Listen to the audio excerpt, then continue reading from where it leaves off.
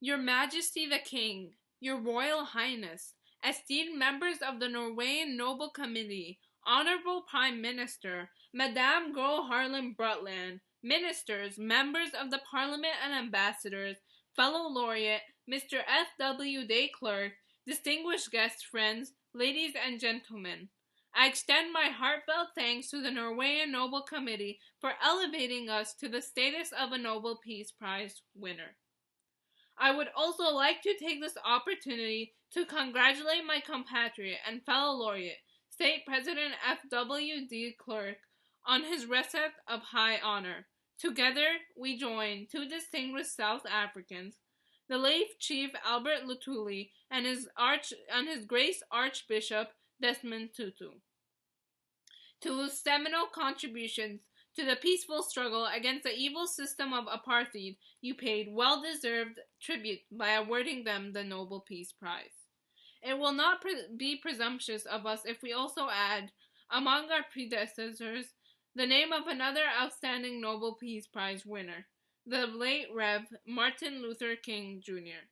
He too grappled with and died in the effort to make a contribution to the just solution of the same great issues of the day which we have had to face as South Africans. We speak here of the challenge of the dichotomies of war and peace, violence and non-violence, racism and human dignity, oppression and repression, and liberty and human rights, poverty and freedom from want. We stand here today as nothing more than a representative of the millions of our people who dare to raise up against a social system whose very essence is war, violence, racism, oppression, repression, and the impoverishment of an entire people. I'm also here today as a representative of the millions of people across the globe, the anti-apartheid movement, the governments, and organizations that joined with us, not to fight against South Africa as a country or any of its people, but to oppose an inhumane system and sue for a speedy end to the apartheid crime against humanity. These countless human beings, both inside and outside of our country, had the nobility of spirit to stand in the path of tyranny and injustice without seeking selfish gain. They recognized that an injury to one is an injury to all, and therefore acted together in defense of justice and common human decency. Because of their courage and persistence for many years, we can, today, even set the date when all humanity will join together to celebrate one of the outstanding human victories of our century.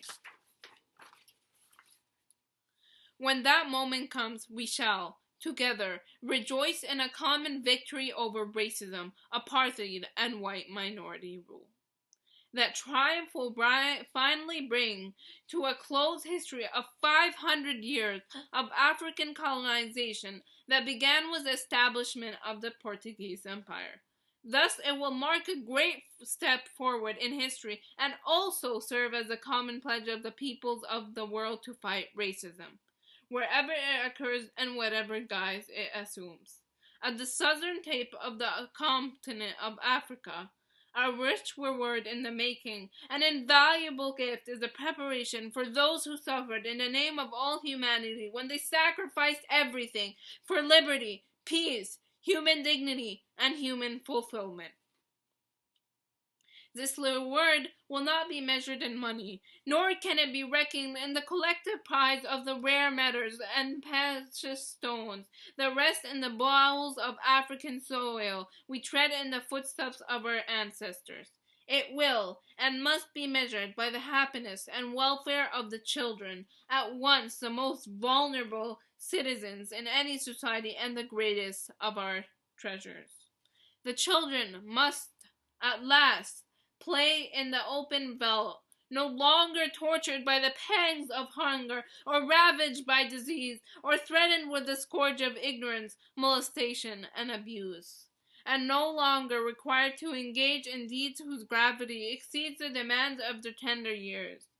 In front of this distinguished audience, we commit the new South Africa to the relentless pursuit of the purposes defined in the World Declaration on Survival, Protection, and Development of Children. The reward of which we have spoken will and must be measured by the happiness and welfare of the mothers and fathers of these children, who must walk the earth without fear of being robbed, killed for political or material profit, or spat upon because they are beggars. They too must be relieved of the heavy burden of despair which they carry in their hearts, born of hunger, homelessness, and unemployment. The value of that gift to all we who have suffered will and must be measured by the happiness and the welfare of all the people of our country, who will have torn down the inhumane walls that divide them. These great masses will have turned their backs on the grave insult to human dignity which describes some as masters and some as others as servants, and transferred each into a predator whose survival depended on the destruction of the other. The value of our shared reward will and must be measured by the joyful peace which will triumph, because the common humanity that bonds both the black and white into one human race will have said to each one of us that we shall all live like the children of paradise. Thus shall we live, because we have created a society which recognizes that all people are born equal, with each entitled in the equal measure to life, liberty, prosperity, human rights, and good governance. Such a society will never allow again that there should be prisoners of conscience, nor that any person's human rights should be violated. Neither should it ever happen that once more the avenues to peaceful change are blocked by usurpers who seek to take power away from the people in pursuit of their own ignoble purposes. In relation to these matters, we appeal to those who govern Burma that they should release our fellow Nobel Peace Prize laureate, Aung San Suu Kyi, an engager, and those she represents in serious dialogue for the benefit of all people of Burma. We pray that those who have the power to do so will, without further delay, permit that she uses her talent and energies for the greater good of the people of her country and humanity as a whole. Far from the rough and tumbles of the politics of our country, I would like to take this opportunity to join the Norwegian Nobel Committee and pay tribute to my joint laureate, Mr. F.W. de Klerk. He had the courage to admit that a terrible wrong had been done to our country and people through the imposition of the system of apartheid. He had the foresight to understand and accept that all people of South Africa must, through negotiations and as equal participants in the process, together determine what they want to make of their future. But there are some within our country who wrongly believe they can make a contribution to the cause of justice and peace by clinging to the shibboleth that they have been proved to spell nothing but disaster. It remains our hope that these two will be blessed with sufficient reason to realize that history will not be denied and that the new society cannot be created by reproducing the repugnant past, however refined or enticingly repackaged. We would also like to take advantage of this occasion to pay tribute to the many formations of the democratic movements of our country, including the members of our patriotic front, who have themselves played a central role in bringing our country as close to the democratic transformations as it is today. We are happy that many representatives of these formations, including people who have served or are serving in the homeland structures, came with us too also. They too must share the accolade which the Nobel Peace Prize confers.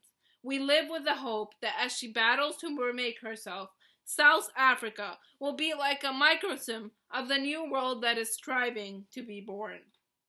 This must be a world of democracy and respect for human rights, a world freed from the horrors of poverty, hunger, deprivation, and ignorance, relieved of the threat and scourge of civil wars, external aggressions, and unburdened of the great tragedy of millions forced to become refugees. The processes in which South Africa and Southern Africa as a whole are engaged beckon and urge us all that we take this tide at the flood and make of this region as a living example of what all people of conscience would like the world to be. We do not believe that this noble prize is intended as a accommodation for matters that have happened and passed. We hear the voices that say which say that it is an appeal from all those throughout the universe who sought an end to the system of apartheid. We understand their call that we devote what remains our life to the use of our country's unique and painful experience to demonstrate and practice that the normal condition for human existence is democracy, justice, peace, non-racism, non-sexism, prosperity for everybody, a healthy environment and equality, and solidarity among the peoples.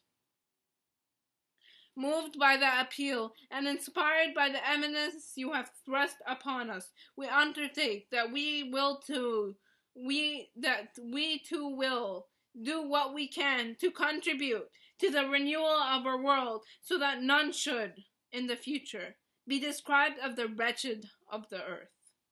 Let it never be said by future generations that indifference, cynicism, or selfishness made us to fail to live up to the ideals of humanism, which the Nobel Peace Prize encapsulates. Let the strivings of us all prove Martin Luther King Jr. to have been correct when he said that humanity can no longer be tragically bound to the starless midnight of racism and war. Let the efforts of us all prove that he was not a mere dreamer when he spoke of the beauty of genuine brotherhood and peace being more precious than diamonds or silver or gold. Let a new age dawn. Thank you.